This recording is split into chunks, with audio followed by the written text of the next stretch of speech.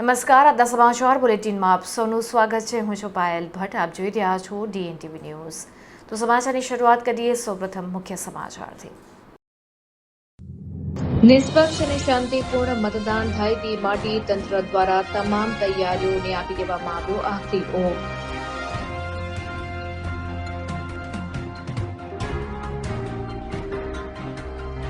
Ward number 10માં one day one road ઝુંબેશ અંતર્ગત સઘન સફાઈ હાથ ધરવામાં આવી.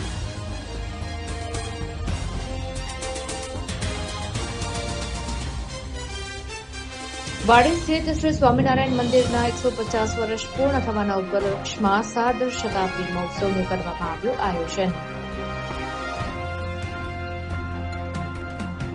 હવે જોઈએ સમાચાર વિગતવાર.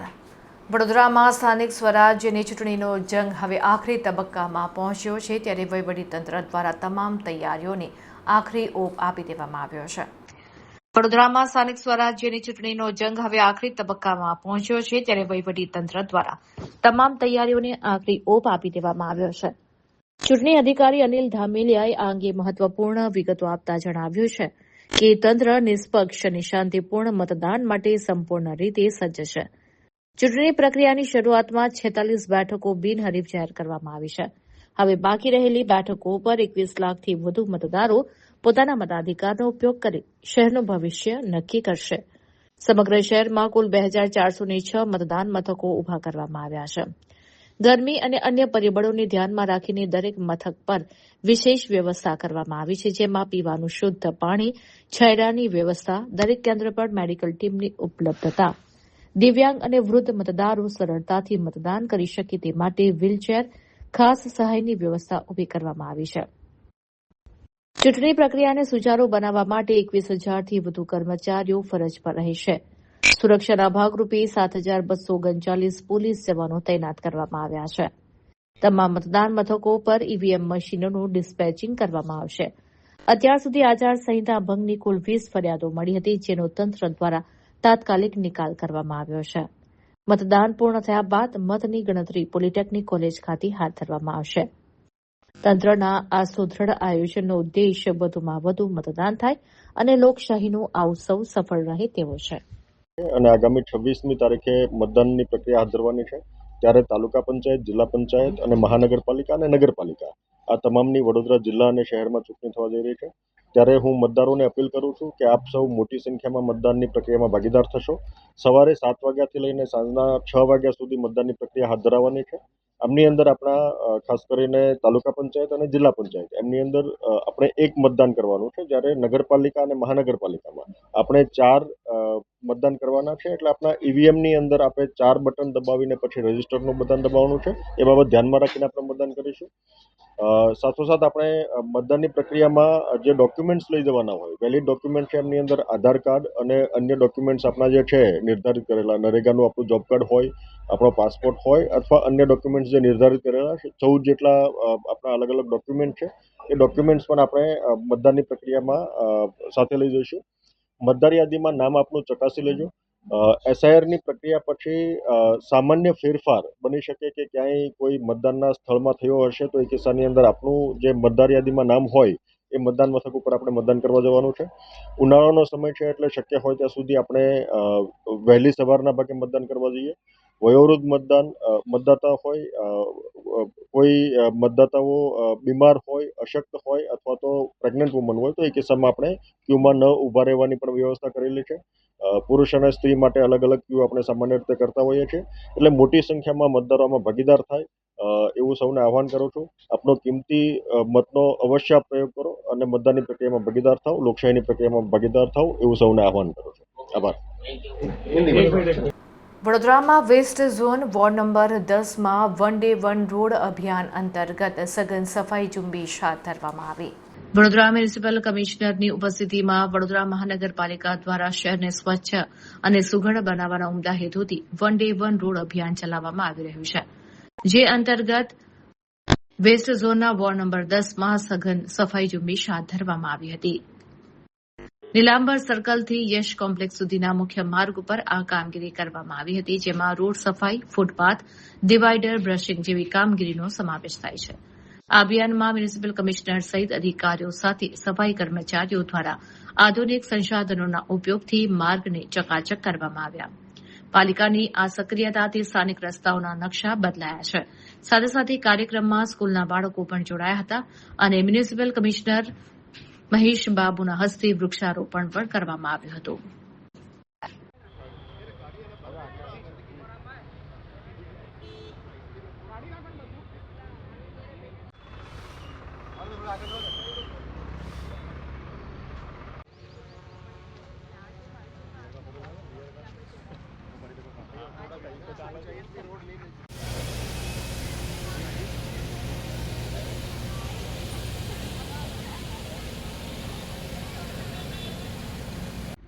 દરેકે શ્લોક બોલવાનો છે.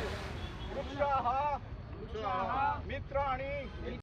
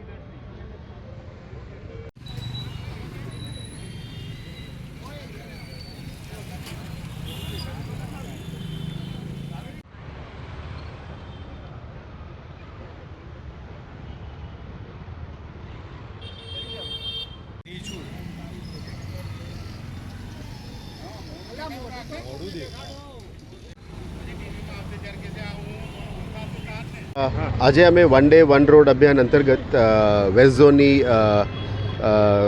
નીલાંબર સર્કલથી યશ કોમ્પ્લેક્સ સુધીનું લગભગ 4-4.5 કિલોમીટરનું વન ડે વન રોડ અભિયાન અંતર્ગત સફાઈ અભિયાન અમે શરૂ કરી દેવામાં આવ્યું છે. એમાં રોડ લાઇન માર્જિન ઉપર આવતા દબાણો પણ દૂર કરવામાં આવી રહ્યા છે. એટલે રોડ લાઇન માર્કિંગ પણ પેરેલી અને સાથે સાથે ટાઉન પ્લાનિંગ ડિપાર્ટમેન્ટ અને રોડ ડિપાર્ટમેન્ટ માર્કિંગ કરશે. અને આ 4 કિલોમીટર દરમિયાન આપણે ડિવાઈડર્સમાં પણ ક્લિનિંગનું કામગીરી લેવામાં આવ્યું છે. સાથે સાથે જે 5 વર્ષ જૂના જે ગ્રિલ્સ છે જેનાથી ઝાડનું પણ ટાઈટ થઈ ગયું છે એને પણ ખોલીને નવું ગ્રિલ્સ પણ નાખી રહ્યા છે.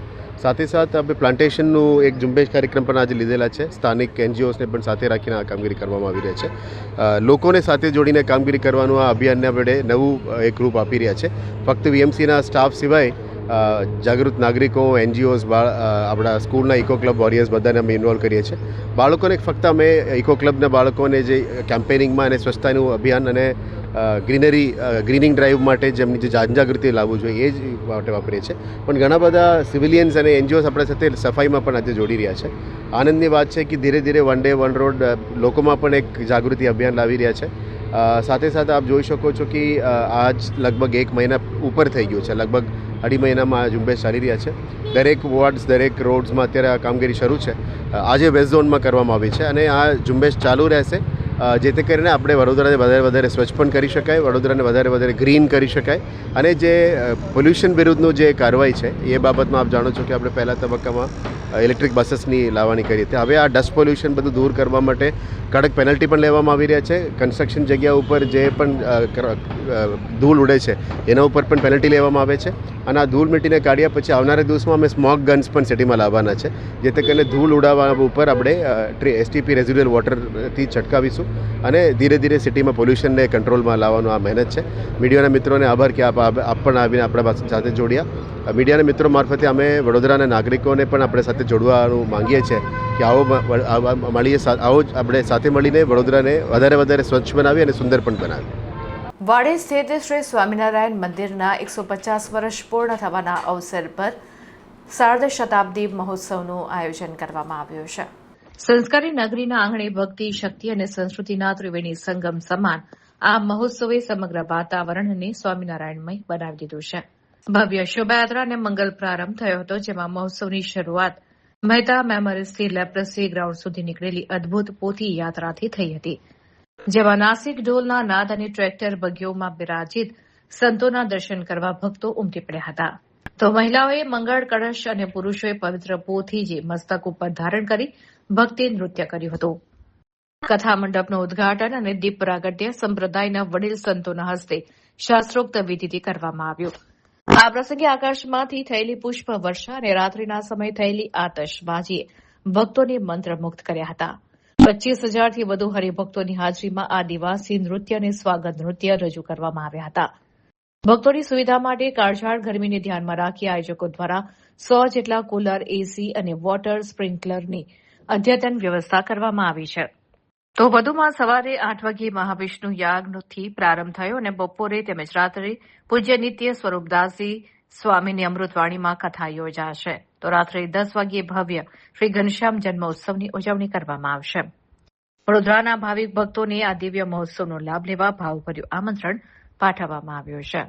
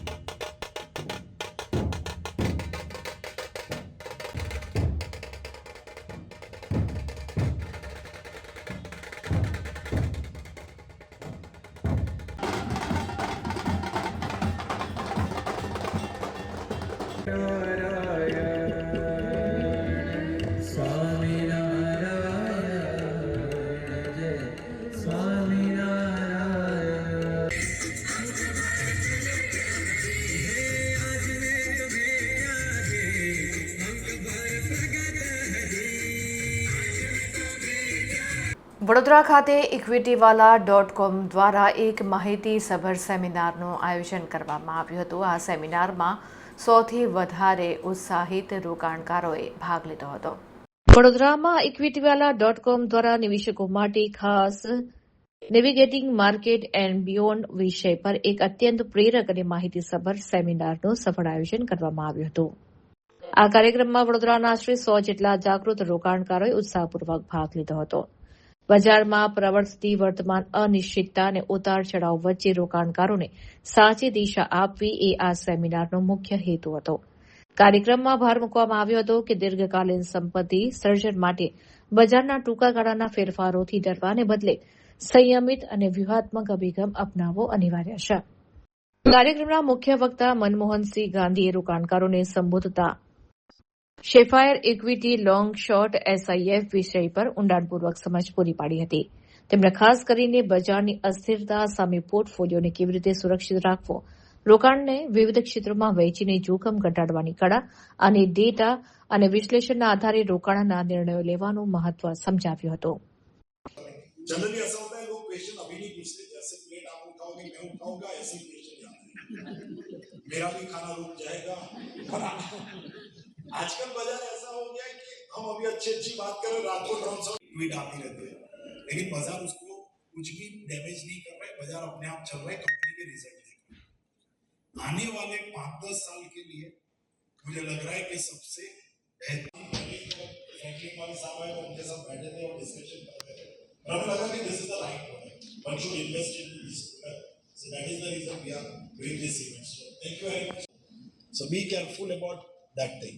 So thank you very much all of you for your wonderful time. Yes sir.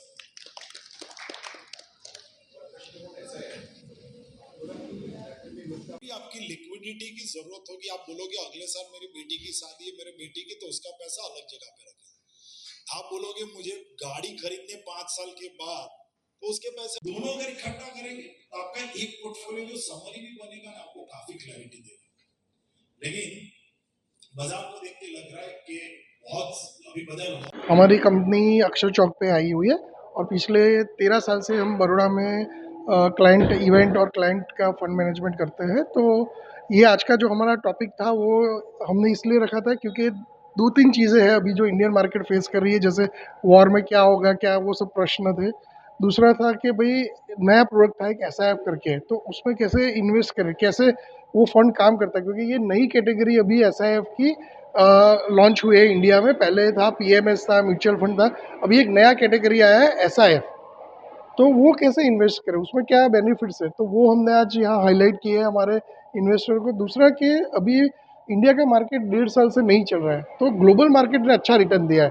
तो ग्लोबल मार्केट में कैसे डाइवर्सिफाइड करें, ग्लोबल मार्केट में कौन सी अपॉर्चुनिटी है, कौन से ग्लोबल मार्केट्स अच्छा रिटर्न दे सकते हैं, तो वो हमने एक आज कवर किया है कि ग्लोबल मार्केट में कैसे निवेश करें, SIF प्रोडक्ट में कैसे निवेश करें, उसका बेनिफिट क्या है, और आगे अभी ये जो वॉर सिचुएशन, तो आगे मार्केट क्या लगता है, वो हमारे इन्वेस्टर को आज हमने समझाया। तो ओवरऑल हमारा यही था ब्रॉडर प्रोस्पेक्टिव कि मार्केट में बहुत सारे प्रोडक्ट अवेलेबल है। ऐसा नहीं है कि भाई वॉर है तो कौन सा अभी मार्केट में डर के इन्वेस्ट करें। ये SIF है जहाँ लोग डेरिवेटिव्स का यूज करके शॉर्ट भी करते हैं और स्ट्रेटेजीज, डेरिवेटिव स्ट्रेटेजीज भी यूज़ करते हैं। तो ये SIF में it is not only the product जहाँ म्यूचुअल फंड जैसा वो लोग बाय करके छोड़ देते हैं। SIF ऐसा प्रोडक्ट है जहाँ आपको मार्केट वॉलेटाइल जितना होता है उतना रिटर्न बेहतरीन भी बन सकता है। और वही आज हमारा मैसेज था कि SIF है, ग्लोबल डाइवर्सिफिकेशन है, कैसे करें, क्योंकि इंडियन निवेशक का सबसे वही प्रश्न है कि इंडिया का मार्केट तो चलो हमें पता चलता है, बट ग्लोबली हम कैसे इन्वेस्ट करें, निवेश करें। तो ग्लोबल मार्केट आज हमने डिस्कस किया, कौन से फंड्स अवेलेबल है, उसका क्या रिकॉर्ड है, तो वो आज हमने सब डिस्कस किया। तो आज हमें अच्छा प्रतिसाद मिला है यहाँ। और हम इक्विटी वाला जो अक्षर चौक पे है, तो हम एवरी 3-4 महीने ऐसे सब एजुकेशनल इवेंट्स करते हैं और हमारे जो निवेशक है उसका फ़ायदा लेते हैं। तो thank you for joining us in this event. हाँ, मेरा नाम चिराग बशी है, मैं मैनेजिंग पार्टनर इक्विटी वाला लास्ट 13 साल से हूँ। तो मुझे भी मार्केट का अनुभव देखे तो 25 साल से है, लेकिन 13 साल से हमने हमारी खुद की कंपनी चालू की है जो इम्पीरियल हाइट्स अक्षर चौक पे है। વડોદરા શહેરના વોર્ડ નંબર 10માં આવતા ભાયલી વિસ્તારના રહીશોએ પૂર્વ કોર્પોરેટર સામે ખુલ્લો મોરચો માંડીને વિરોધ પ્રદર્શન યથાવત રાખ્યું હતું। શહેરના વોર્ડ નંબર 10માં આવતા ભાયલી વિસ્તારના રહીશોએ પૂર્વ કોર્પોરેટર સામે ખુલ્લો મોરચો માંડીને વિરોધ પ્રદર્શન શરૂ કરતા રાજકીય ગલિયારાઓમાં ખળભળાટ મચી ગયો છે। ભાયલી 4 રસ્તા સહિત TP 2, 3, 4 અને 5ના વિસ્તારોમાં પૂર્વ કોર્પોરેટરો નીતિન ડોંગા અને અવની સ્ટેમ્પવાલા વિરુદ્ધ ઠેર ઠેર વિરોધ પ્રદર્શન કરતા બેનરો અને પોસ્ટરો લગાવવામાં આવ્યા છે। સ્થાનિક રહીશોનો સીધો આક્ષેપ છે કે પાછલા 5 વર્ષમાં કોર્પોરેટરોએ પોતાની ગ્રાન્ટમાંથી આ વિસ્તારોમાં કોઈ નોંધપાત્ર વિકાસના કાર્યો કર્યા નથી। રસ્તા, પાણી, ડ્રેનેજ જેવી પ્રાથમિક સુવિધાઓ માટે વારંવાર રજૂઆત કરવા છતાં તંત્ર અને પ્રતિનિધિઓ તરફથી ઉદાસીનતા જોવા મળી છે। ભાયલીના મુખ્ય 4 રસ્તાઓ અત્યારે આક્રોશભર્યા પોસ્ટરોથી ભરાઈ ગયા છે। આ પોસ્ટરોમાં સ્પષ્ટ સંદેશ આપવામાં આવ્યો છે કે જે નેતાઓ જનતાની અપેક્ષાઓ પર ખરા ઉતરી શક્યા નથી તેમને હવે સ્વીકારવામાં આવશે નહીં। સ્થાનિકોનો આક્રોશ આગામી ચૂંટણીમાં પક્ષની શાખ અને ટિકિટ વિતરણ પ્રક્રિયા માટે મોટો પડકાર સાબિત થઈ શકે તેમ છે। ચૂંટણીના પડઘમ વચ્ચે જનતાનું આ મિજાજ શાસક પક્ષ માટે ચિંતાનો વિષય બન્યો છે, જ્યારે વિરોધ પક્ષ આ મુદ્દે સત્તાધારીઓને ઘેરવાની તૈયારી કરી રહ્યો છે।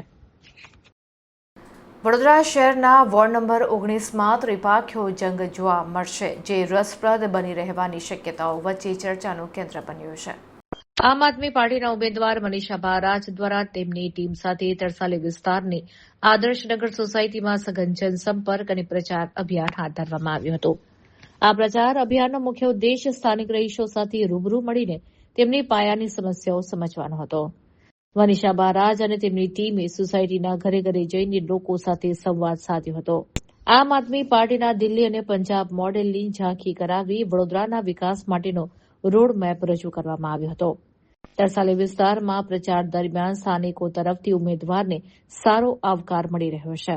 ખાસ કરીને વર્ષોથી વણ ઉકેલ્યા પ્રશ્નોથી કંટાળેલા રહીશો હવે રાજકીય પરિવર્તનની આશા રાખી રહ્યા હોય તેવું જનસંપર્ક દરમિયાન જણાઈ આવ્યું હતું. મનીષા મહારાજની સાથે પાર્ટીના સક્રિય કાર્યકરો અને સ્થાનિક યુવાનોની ટીમ જોડાઈ હતી, જેને વોર્ડ નંબર 19માં આપની પકડ મજબૂત કરવાના પ્રયાસો તેજ કર્યા છે. આગામી ચૂંટણીમાં વોર્ડ નંબર 19નો જંગ ત્રિપાંખ્યો અને રસપ્રદ બનવાની પૂરી શક્યતાઓ દેખાઈ રહી છે.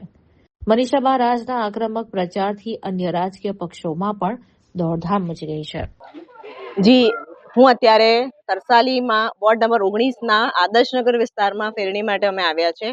હું અને મારી પેનલ અહીંયા આગળ અમે જ્યાં ફર્યા છે આદર્શનગરની અંદર છેલ્લા 30 વર્ષમાં જે દાવા કરવામાં આવે છે વિકાસના, ક્યાંય વિકાસનો એક ક્ષણ માત્ર જોવા નથી મળ્યો. વિકાસ ક્યાંક ને ક્યાંક અહીંયા તો ખોવાઈ જ ગયો છે. લોકોને એટલી અહીંયા પરેશાની થઈ રહી છે, એટલા બધા હેરાન થઈ રહ્યા છે. મહિલાઓની હું વાત કરું, મારી બહેનોની હું વાત કરું તો પાણીની સમસ્યા તમે અત્યારે જોઈ લો કે અહીંયા આગળ આ પાણીનો વિકાસ પાઇપ નાખીને એ લોકોને પાણી લેવામાં આવે છે અને આ પાણી પણ ખારું પાણી જે બોરના થ્રુ લેવામાં આવે છે એ બી મહિને એ લોકો 500 રૂપિયા ચૂકવે છે. એમાં બી પાણી આપનારની મનમાની કે આજે પાણી આપ્યું છે, 2 દિવસ પાણી નથી મળી રહ્યું.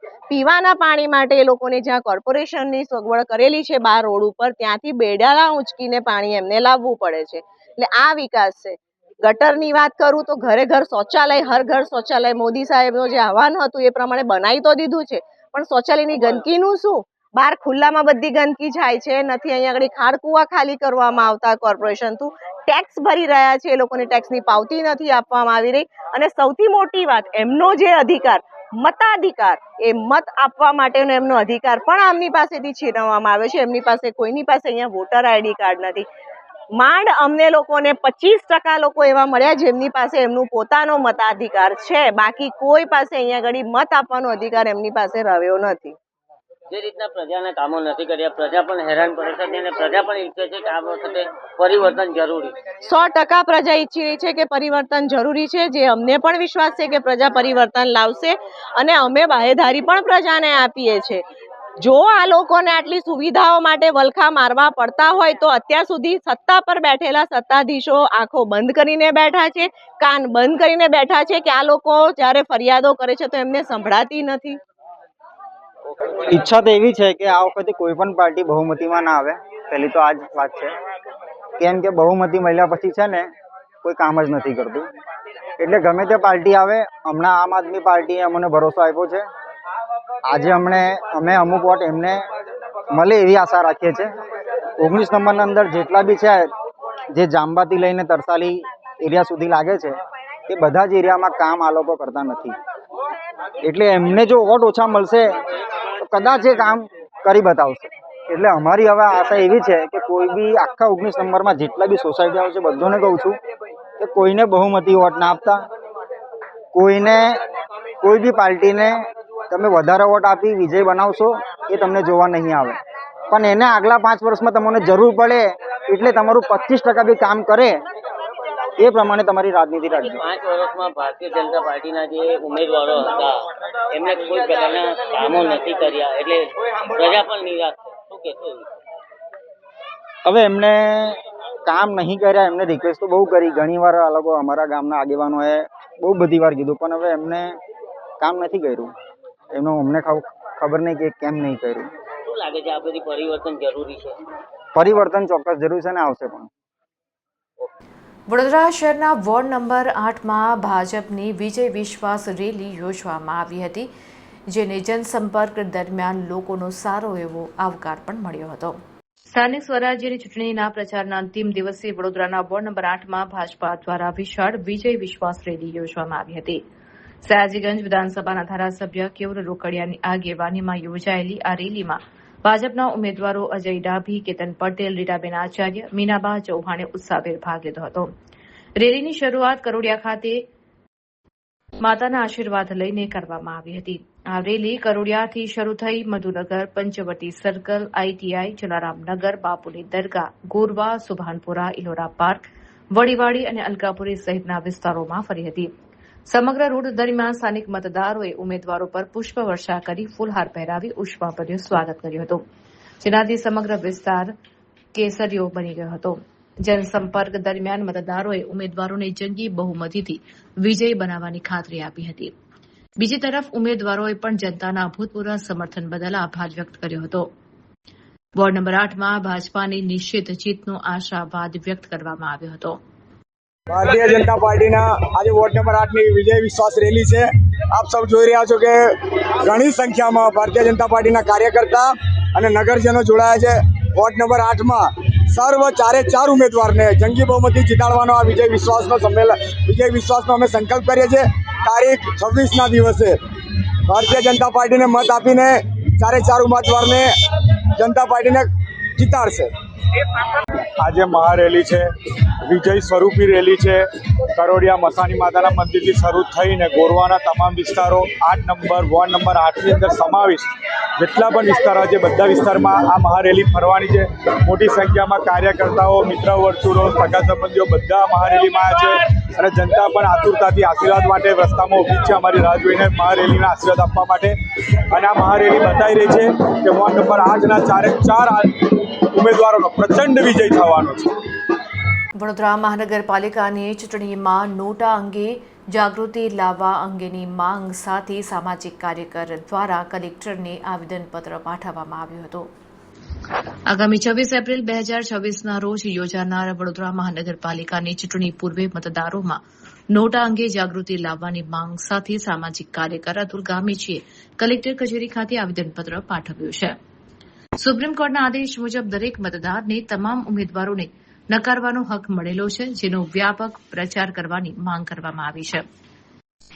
આવેદનપત્રમાં જણાવ્યા અનુસાર લાંબા સંઘર્ષ બાદ સુપ્રીમ કોર્ટે નાગરિકોને નોટાનો અધિકાર આપ્યો છે. જો કોઈ મતદારને ચૂંટણી લડી રહેલા ઉમેદવારો પૈકી કોઈ પણ લાયક ન લાગે તો તે ઈવીએમમાં છેલ્લું બટન દબાવીને પોતાનો વિરોધ નોંધાવી શકે છે.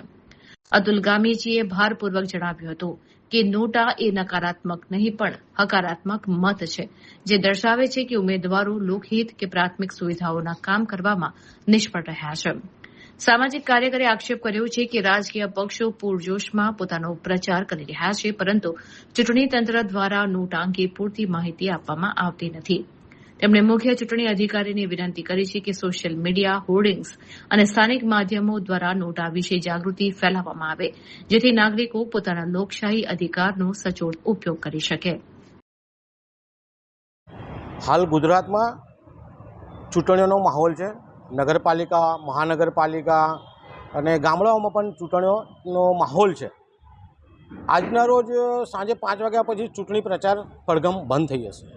બીજી બાજુ પૂરા ગુજરાતમાં અને વડોદરા શહેરમાં મહાનગરપાલિકાની જ્યારે ચૂંટણીઓ છે ત્યારે નામદાર સુપ્રીમ કોર્ટના આદેશ અનુસાર નાગરિકોને હક આપેલ છે કે ઈવીએમમાં છેલ્લું બટન નોટા એટલે કે નન ઓફ ધી અબવનું બટન મૂકવામાં આવ્યું છે. જ્યારે આ બટન મૂકવામાં આવ્યું છે ત્યારે આ બટનનો પ્રચાર પ્રસાર કરવાનો છે. આનો પ્રચાર પ્રસાર કરીને નાગરિકોને બતાવવાનું છે કે કોઈપણ ઉમેદવાર આપના મતને લાયક ન હોય તો છેલ્લું બટન દબાવો. એનો પ્રચાર પ્રસાર આજકાલ વડોદરા શહેરને પણ ગુજરાતમાં ક્યાંય દેખાતો નથી. નોટાનું બટન એ નકારાત્મક નહીં પરંતુ હકારાત્મક બટન છે. જો ઉમેદવારો કામ કરતા ન હોય તેમ છતાં ચૂંટણીઓ લડવા તૈયાર થતા હોય તો આવા ઉમેદવારો માટે આ નોટાનું બટન આપવામાં આવ્યું છે. પરંતુ વડોદરા શહેરમાં કે ગુજરાતમાં ક્યાંય પણ નોટાનો બટનનો પ્રચાર પ્રસાર કરવામાં આવતો નથી. આનો પ્રચાર પ્રસાર મીડિયા થકી, ન્યૂઝ સમાચાર થકી, રેડિયોમાં, દૂરદર્શનમાં અને અનેક રીતે પ્રચાર પ્રસાર કરવાનો છે. જેમ કે પત્રિકા વિતરણ કરવાની છે, લોકોને નાટક દ્વારા શેરી નાટકો કરીને નોટાની સમજ આપવાની છે. પરંતુ વડોદરા શહેરમાં કોઈ પ્રચાર પ્રસાર કરવામાં આવતો નથી.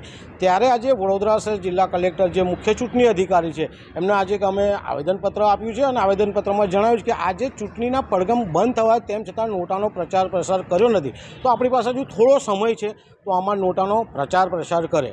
સાથે સાથે અમે એક માહિતી અધિકાર અધિનિયમ 2005 હેઠળ માહિતી પણ માંગી છે કે નોટાનો પ્રચાર કર્યો છે કે નહીં તેની માહિતી આપી, અને કર્યો છે તો ક્યાં ક્યાં કર્યો છે. જોવા જઈએ તો ગુજરાતમાં ક્યાંય નોટાનો પ્રચાર પ્રસાર કરતા નથી. તેના કારણે નામદાર સુપ્રીમ કોર્ટનું જે આદેશ છે એનું ઉલ્લંઘન થાય છે તેવું અમને લાગી રહ્યું છે. જેના કારણે આજે અમે આવેદનપત્ર આપ્યું છે અને પ્રચાર પ્રસાર કરે તેવી અમારી માંગ છે. અમરેલીના ખંભા નજીક બેકાબુ ટ્રકે મંદિરમાં દિવાલ તોડીને મંદિરમાં ઘૂસી ગઈ હતી. આ અકસ્માતમાં મોટી જાનહાનિ ટળી છે.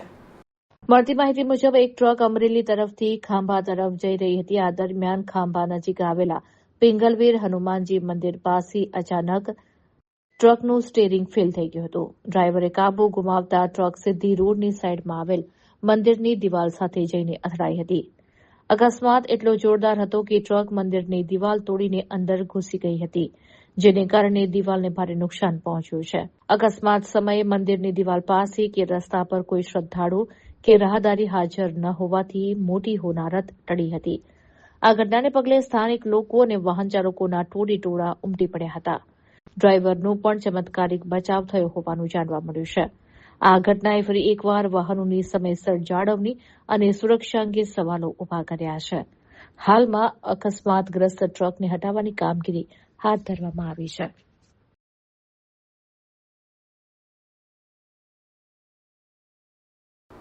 તો આ હતા અત્યાર સુધીના સમાચાર. વધુ સમાચાર સાથે ફરીથી મળીશું. ત્યાં સુધી મને રજા આપશો. નમસ્કાર.